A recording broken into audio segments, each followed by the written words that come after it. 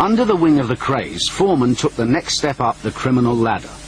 Life on the run put him in the midst of other ruthless and committed villains, men from the shebeens and dice games of the East End that Foreman forged into a gang, a heavy mob that set its sights on cash targets.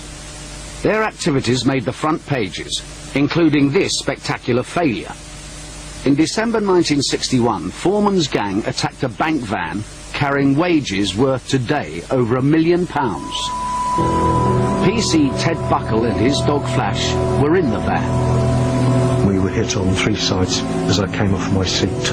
I saw somebody jumping out of the lorry in front on the near side with a crash helmet on and goggles. And then I saw other people coming out with pickaxe handles, also with helmets on. And we had a couple of big vans and a lorry that reversed back into the front of the van.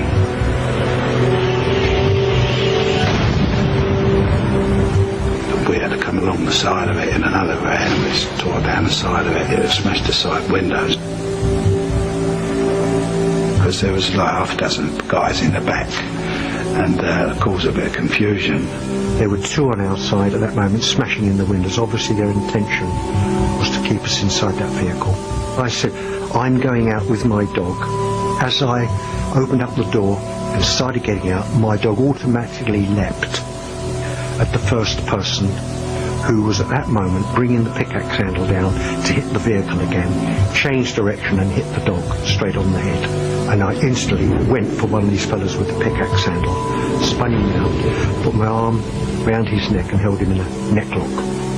But out jumped the police officer and his dog, a big city copper, and that was okay, but the copper was fighting with one of the other firm, and the dog was buying lumps out of his arse, you know, while we got the chain in the back and ripped the two back doors off. And the doors came off like a bit of butter and fell in the middle of the road. And then when we tried to get in the back of the van to get the money, which was laying there in the big leather cricket bags, all lined up, and ready cash, all wage packets. But two guards were standing there in a firing position with these two guns, two Berettas. We turned the tables then. If you want a bullet in the head, you know, and then he climbed up in the back of the van because the bullets were flying all around the street. It wasn't the robbers using the guns, it was the guards protecting the money. And there's one of our firm crawling around on his hands and knees. And he's been shot right through the head, in one side and out the other it's gone. I saw these men running towards the getaway van, the back door was open, and all jumping in. And then one of them shouted something, and they all came back out of that vehicle with their pickaxe handles. At that moment I knew that I had a serious problem, that they intended to get at me, to get their other person away. I knew my life was at stake. They meant it to take me out. They started raining blows on me and I had to let him go. And once I let go, they just turned and ran. So I still have scars on my head. I'm left-handed, and I couldn't use my left arm at all, and I thought it was just broken. But in fact, of course, they'd numbed it. The failed raid left the police with plenty of forensic evidence. In the back of one of the raiders' vans, they found the fingerprint of a known criminal. It was on this gas bottle. Foreman's gang needed a false alibi. Only an unimpeachable witness could convince a jury that the thief was elsewhere at the time of the raid. The Kray twins had the solution. The twins found a particular doctor who came and gave evidence. But one of the people put the chap in his surgery at the time of the robbery, so there was no way they could put him at the scene.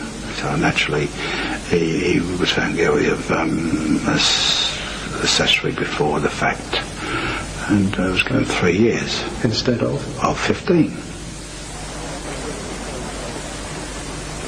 In the struggle that followed, one of the bandits was shot.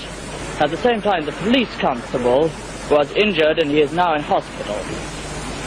As far as we know, no money was taken. and the gang made their getaway, carrying with them the wounded man. We all came away licking our wounds. Also, the man who was shot was seriously injured. You can't go to hospital, you can't do anything, because you're just offering him up and putting him inside for the rest of his life. Because I had a private doctor who I could trust and got him round to inject him and try and prevent any further damage, but it was too serious. And that was the end of it. I'm afraid that was the end of the guy. And we had to deal with it ourselves.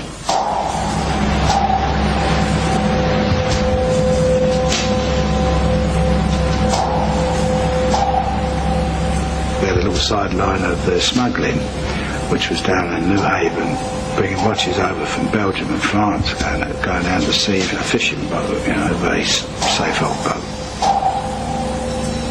So we had that facility open to us from the old fisherman who was down there, and that's where we actually disposed of him. Took him out. He knew all the shipping lanes and the fishing lanes where it was safe to put down anybody, and wrapped up the right way and chicken pie and stuff,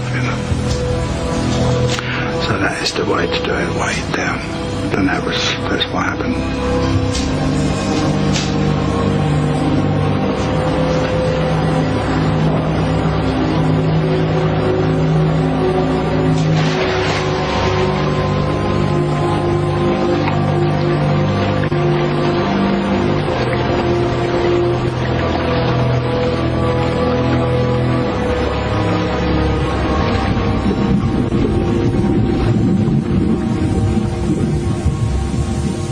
How many people have you personally dispatched in that way? It sounds a bit gruesome, Frank, to talk about that. More than one? Two? Yeah.